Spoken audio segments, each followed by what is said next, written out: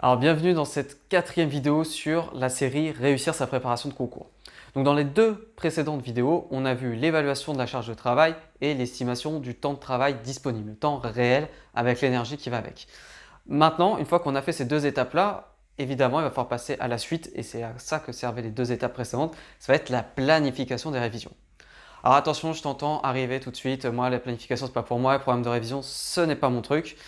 Ce n'est pas mon truc non plus, c'est pas pour moi et pourtant c'est indispensable d'en faire un minimum. D'accord? Que tu sois celui qui souhaite faire une préparation millimétrée à l'heure près ou alors être sur une vision aérienne à la semaine, peu importe, tu vas avoir besoin de planifier un minimum.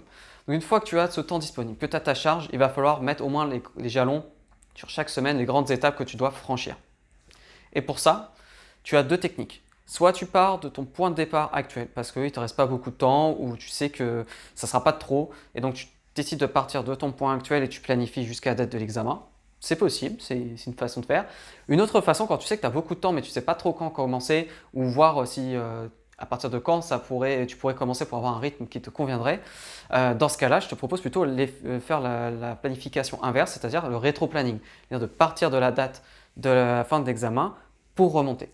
Donc ça peut être un moyen qui est intéressant pour voir combien de temps il te faut vraiment pour réviser avec le temps de travail que tu as aujourd'hui. Donc ça peut te projeter aussi si tu n'as pas encore envisagé de préparer ton concours, mais que tu envisages de le passer.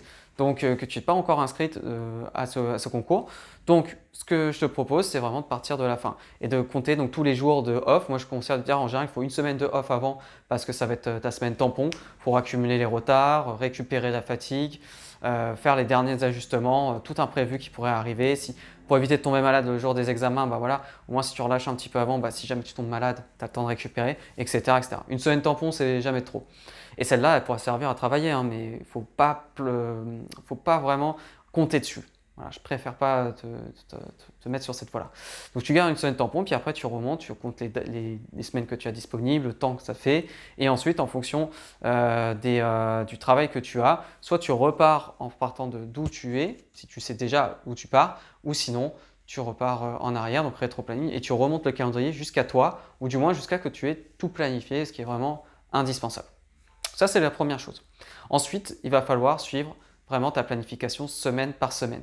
Donc déjà, c'est avoir, donc, comme on disait juste avant, avoir les grands jalons chaque semaine. Mais ensuite, il va falloir aussi, au début de chaque semaine, te dire, bon, qu'est-ce que je vais faire chaque jour, d'accord? Au moins dans les grandes lignes. Et au début de chaque journée ou la veille au soir, faire le programme de la journée qui va arriver. Tout simplement, pourquoi? Parce que ça va te permettre d'être plus productif si tu sais directement ce que tu dois faire. Et après, même au sein de la journée, je te conseille, même si tu as la possibilité de reprogrammer par demi-journée un peu plus précisément. Et moi, je te conseille vraiment d'utiliser la méthode Pomodoro, de créer tes Pomodoro, donc par bloc de 4. Hein, je rappelle, un Pomodoro, c'est 25 minutes de travail, 5 minutes de pause.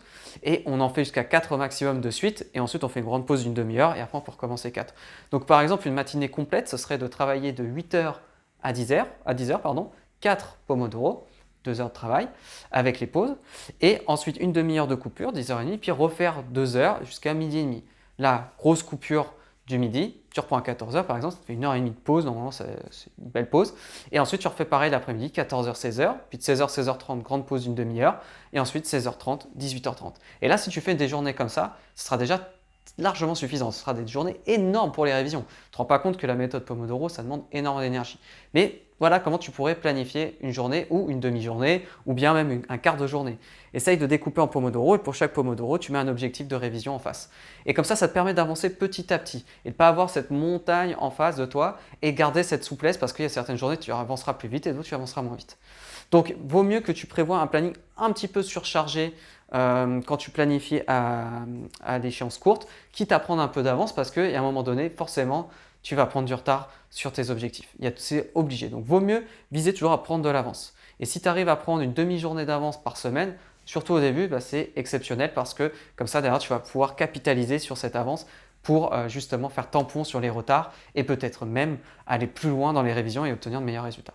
Donc voilà, je ne vais pas aller beaucoup plus loin sur la planification parce que j'ai déjà dit beaucoup de choses.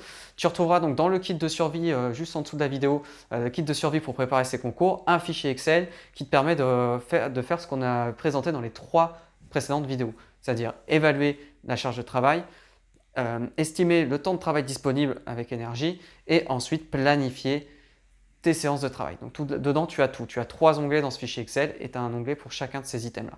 Donc je te laisse faire le travail. C'est un gros travail de fond mais qui est indispensable pour la suite. Et ce fichier doit te servir toutes les semaines, voire tous les jours pour pouvoir suivre.